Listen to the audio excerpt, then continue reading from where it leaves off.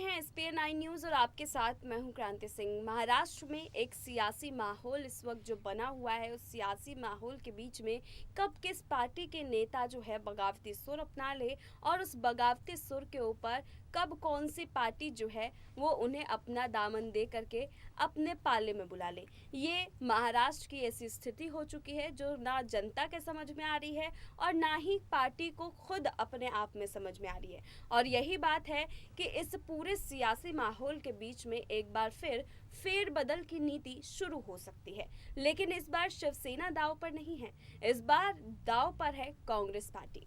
आपको बता दें कि महाराष्ट्र की कांग्रेस पार्टी के ऊपर इस वक्त बहुत बड़ा सियासी दांव खेला जा रहा है शिंदे सरकार की तरफ से।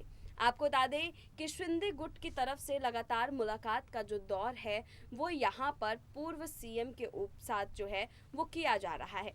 कांग्रेस नेता के साथ की ये मुलाकात जो है वो अलग अलग कहानियां सभी के मन में गढ़ रही है और यही वजह है कि चुनाव को भी सामने देख करके रखा जा रहा है कि जब पहले जो है कांग्रेस का सत्ता जो है वो महाराष्ट्र में थी, तो कांग्रेस की सत्ता के समय पर महाराष्ट्र में अलग अलग नीति अपनाई गई थी जो लोगों को पसंद भी आई थी। तो क्या अब कांग्रेस के नेताओं को जो है अपने गुट में शामिल करके लोगों का दिल जीता जा सकता है? क्या यही एक्सपेरिमेंट करने के लिए यहाँ पर शिंदे गुट जो है वो कांग्रेस नेताओं की तरफ टकटकी लगाए बैठे हुए हैं? इसी मुद्दे पर आज चर्चा करेंगे और चर्चा में हमारे साथ मौजूद है अबरार। अबरार, आपका बहुत बहुत स्वागत है हमारे इस खास कार्यक्रम में।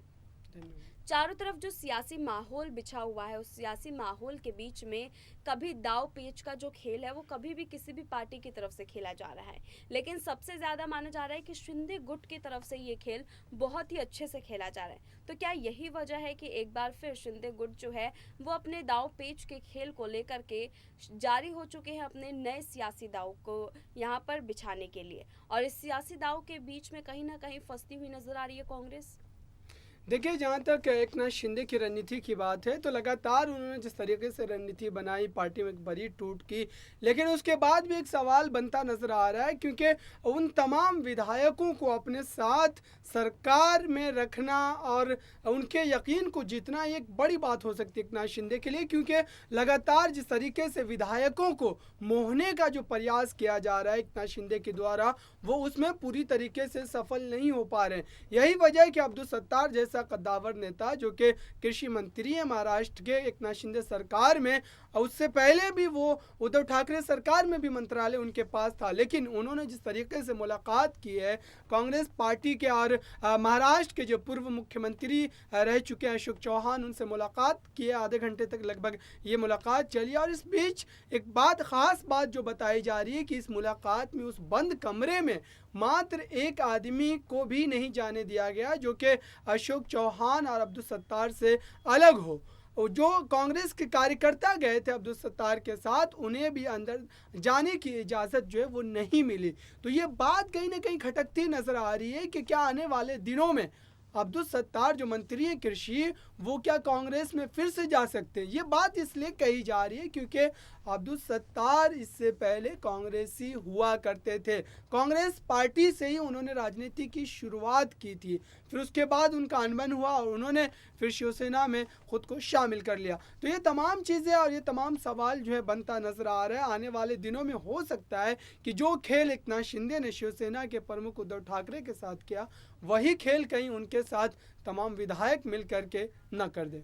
बिल्कुल, अब यहाँ पर जो है कई सारे खेल जो है वो आपस में फंसते हुए नज़र आ रहे हैं, क्योंकि देखा यही जा रहा है कि सब एक दूसरे की देखा देखी जो है वो भी करते हुए नज़र आ रहे हैं। कभी कांग्रेस जो है वो बीजेपी के खेले को समझती हुई नज़र आती है, कभी शिंदे गुट जो है वो बीजेपी का ही प्रहार बीजेपी पर ही पलटवार करते हुए नज़र आते हैं, कहीं वो शिवसेना की कमान छीनने की कोशिश करते हैं, तो कभी किसी और तरीके से सियासी माहौल में एक अलग उथल पुथल को जो है वो लाने की कोशिश करते हैं। और इन तमाम चीज़ों के बीच में अगर कांग्रेस अपना पाला बदल लेती है, कांग्रेस के एक पूर्व सीएम के जाने के बाद से लगातार उनके पीछे कई सारे नेताओं की टोली जो है वो भी जरूर जाएगी, क्योंकि एक बड़े नेता के चेहरे के रूप में जाने जाते हैं। अब उस जगह पर तमाम जो छोटे छोटे नेता हैं, अगर उनका गुट भी उठता है और शिंदे गुट की तरफ चला जाता है, तो इसका आगामी चुनाव पर क्या प्रभाव देखने को मिलेगा?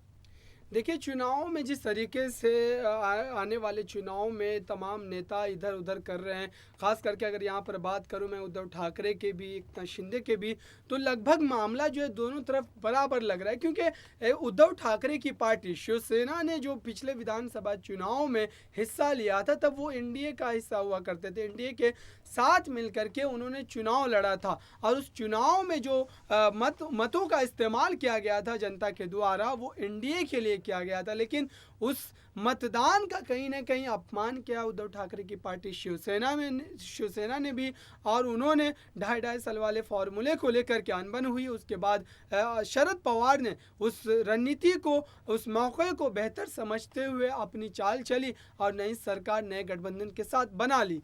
और उसके बाद अब एकनाथ शिंदे के इस बगावत के बाद वही सारी चीज़ें एकनाथ शिंदे पर भी लागू होती है। तो अब महाराष्ट्र की जनता कहीं ना कहीं कन्फ्यूज़न की स्थिति में है कि इस मामले में अब उद्धव ठाकरे का साथ दिया जाए या एकनाथ शिंदे का साथ दिया जाए। लेकिन मामला जो है एक तरीके से रुकता नजर आ रहा है। सुप्रीम कोर्ट में जो तमाम मामले चल रहे हैं उस पर अगर सुप्रीम कोर्ट से कोई बड़ा फैसला आ जाता है, चाहे वो एकनाथ शिंदे के पक्ष में हो या उद्धव ठाकरे के, अगर दोनों में से किसी के भी पक्ष में वो फैसला तो आएगा ही आएगा, तो उससे जो एक तरीके से महाराष्ट्र की राजनीति को एक नई दिशा मिलेगी। वो इसलिए क्योंकि अगर एकनाथ शिंदे के साथ फैसला आता है तो एकनाथ शिंदे आने वाले समय में बाला साहब ठाकरे की उन तमाम विचारधाराओं को लेकर के अपनी राजनीति को और ज़्यादा विस्तार कर सकते हैं। वहीं उद्धव ठाकरे के पक्ष में अगर फैसला नहीं आता है तो उद्धव ठाकरे की राजनीति समाप्त होने के दाने पर आ जाएगी। तो ये तमाम बातें जो है सुप्रीम कोर्ट के उस फैसले पर भी निर्भर करती है कि आने वाले चुनाव में महाराष्ट्र की राजनीति की दशा और दिशा क्या होगी। बिल्कुल, महाराष्ट्र की राजनीति की दशा और दिशा क्या होगी वो अभी तो किसी के समझ में नहीं है। सभी की समझ से बाहर इस दिशा को लेकर के नई रणनीति की तैयारी अब जोरों पर है। लेकिन इस रणनीति को लेकर के क्या आने वाला चुनाव जो है वो किसके पक्ष में होगा ये किसी को नहीं पता। लेकिन इस चुनाव से पहले एकनाथ शिंदे की तरफ से क्या कुछ कदम उठाए जाएंगे वो सभी के समझ से बाहर है। लेकिन कांग्रेस के साथ अब अलायंस की ये कोशिश कहीं ना कहीं शिंदे के एक अलग डर को भी व्यक्त कर रहा है। यहाँ पर ये साफ तौर पर माना जा रहा है कि जो अंदर महकमे के अंदर के जो गुट हैं उनके अंदर जो विरोधाभाषा की आवाज़ उठ रही है, क्या यही वजह है कि शिंदे गुट के जो विधायक अगर वो साथ छोड़ देते हैं उससे पहले तमाम उन बड़े चेहरों को अपने साथ शामिल कर लेना, जिसके बाद इन नेताओं के जाने से भी उन्हें कोई फर्क नहीं पड़ेगा। यही सोच समझ करके शिंदे जो है वो इस वक्त ऐसे कदम उठाने की कोशिश कर रहे हैं। बिल्कुल, एकनाथ शिंदे लगातार इस कदर फूंक करके कदम रख रहे हैं ताकि कोई भी विधायक उनसे नाराज ना हो। और तमाम विपक्षी पार्टियों की अगर यहाँ पर बात की जाए तो जिस तरीके से ताक में बैठे हुए हैं कि अगर कोई भी विधायक ज़रा सी भी विरोधाभास की आवाज़ निकालता है, बयान देता है, तो उसका पूरा फ़ायदा उठाने के लिए शरद पवार और उद्धव ठाकरे जैसे कद्दावर नेता महाराष्ट्र की राजनीति में एकनाथ शिंदे को नुकसान पहुंचाने के लिए बिल्कुल मौजूद हैं। और ऐसे में एकनाथ शिंदे को संभल कर अपने कदम उठाने पड़ेंगे। बिल्कुल, धन्यवाद अबरार। यहाँ पर जो है चारों तरफ से सरगर्मी अभी भी तेज है। महाराष्ट्र की सियासत को लेकर के हम लगातार आपको अपडेट करते रहते हैं और आगे भी इस तरीके से खबर जो है हम आपके लिए लेकर के आते रहेंगे। फिलहाल मुझे दीजिए इजाज़त, नमस्कार।